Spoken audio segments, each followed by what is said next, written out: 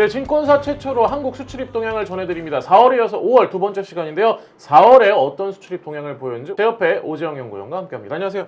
네, 안녕하세요. 네, KB증권 리서치센터 매크로팀에서 한국경제를 담당하는 오재영입니다. 네, 자 일단 본격적으로 좀 얘기를 바로 나눠보도록 하겠습니다.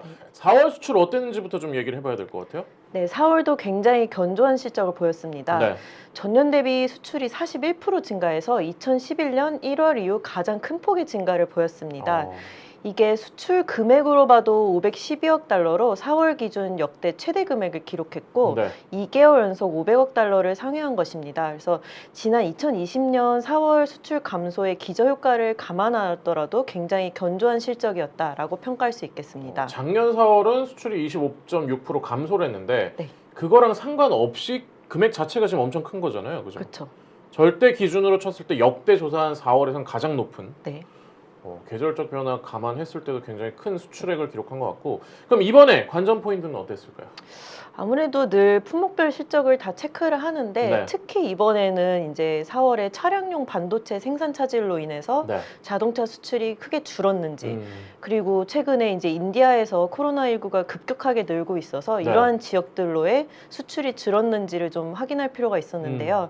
결론적으로는 자동차 수출은 친환경 차 수출 단가 상승 등으로 전년 대비 증가했고 인디아도 전년 대비 150% 증가하면서 이러한 우려 요인들이 수출에 급격한 하방 리스크로는 작용하지 않았다라는 것을 확인할 수 있었습니다. 네. 사실 이게 수출입 동향이 재밌는 게 우리가 뭔가 경제 상황에 대해서 매크로를 보면서 뭔가 우려를 하잖아요. 네. 이렇게 되는 거 아니야? 근데 그게 바로 확인이 되는 것 같아요. 그렇죠. 가장 빠르게 확인할 수 있죠. 그래서 지금 차량 수출도 크게 차질 없었고 오히려 증가를 했고요. 인도 수출도 오히려 154% 증가하면서 코로나19 우려에 대해서 좀 벗어났다. 네. 수출에서는 그걸 좀 확인할 수 있었고, 그럼 구체적으로 어떤 품목들이 늘었는지 좀 얘기를 해봐야 될 것 같아요. 그래서 품목을 이제 IT와 BIT로 좀 볼 수 있는데 네. 모든 품목이 사실 다 증가를 했습니다. 그래서 저희가 모니터링하는 15대 주요 수출 품목이 네. 모두 전년 대비 증가를 했고 특히 컴퓨터랑 바이오 헬스처럼 지난해 크게 증가했던 품목 2개를 제외하면 네. 13개의 품목이 전년 대비 두 자릿수 대 증가를 보였습니다. 네. 특히 이제 가장 수출 규모가 큰 반도체는 메모리 고정 가격 상승 등으로 전년 대비 30% 증가하면서 10개월 연속 수출 증가세를 보였고 네. 지난해 부진했던 품목들이 좀 크게 증가하면서 반도체를 제외한 수출도 전년 대비 40% 이상 증가를 했습니다. 네, 세부적으로 살펴보면 4월에도 지난달부터 두드러진 특징이었던 경기 민감 품목들의 수출의 증가세가 이어졌음을 확인할 수 있었는데요. 네. 석유화학 수출 같은 경우는 지난 3월에 이어 역대 2위의 실적을 기록 중이고 일반 기계 같은 경우도 2개월 연속 증가세를 보이고 있습니다. 그럼 지역별로 좀 살펴볼까요?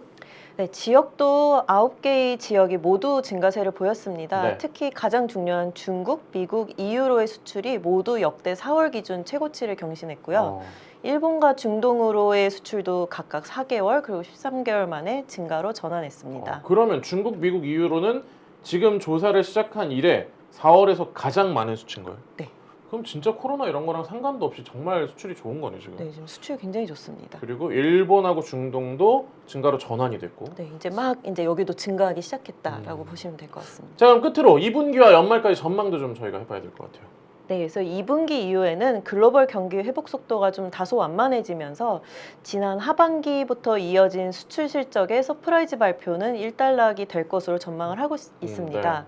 그렇다고 수출이 안 좋은 게 아니라 견조한 실적은 계속될 것으로 보고 있고 이 수출 증가율로 보면 5, 6월에도 35% 내외 증가를 예상하고 하반기에도 평균 10% 정도 증가를 하면서 네. 연간 6천억 달러 올해 수출을 달성할 것으로 보는데 이것은 이제 2018년의 최고 실적 수준을 예상을 하고 있습니다. 2018년이 지금까지 우리나라의 최고 수출액이었던 거예요? 네. 그 수준 정도로 올해도 될 거다. 다시 올라올 거다라는 측면입니다. 코로나 때문에 잠시 주춤했지만 다시 좀 좋았던 시절로 돌아가는 그런 네. 모습을 좀 전망하고 계신 걸로 얘기를 될 것 같고요. 일단 서프라이즈가 일단락된다는 거는 지금까지 사실 놀라운 수치를 보인 거잖아요, 예상보다. 그렇죠. 근데 그 정도로 놀랄 정도는 아니지만 그래도 수출은 계속 좋을 거다. 계속 좋을 거다. 끝으로 오늘 4월 수출입 동향에 대해서 한마디로 좀 정리를 한번 뭐라고 하실까요? 네, 기저효과를 제외하더라도 굉장히 수출 실적은 좋았다라고 음. 정리할 수 있겠습니다. 네, 여러 우려감에도 불구하고 굉장히 수출액이 좋았던, 그리고 우려는 우려에 불구했고 수출에 큰 영향은 주지 않았다라고 좀 확인할 수 있었던 수출입 동향이 아니었나 싶고요. 저희는 6월 1일 5월의 자료로 다시 한번 찾아뵙겠습니다. 시청해주셔서 대단히 감사합니다.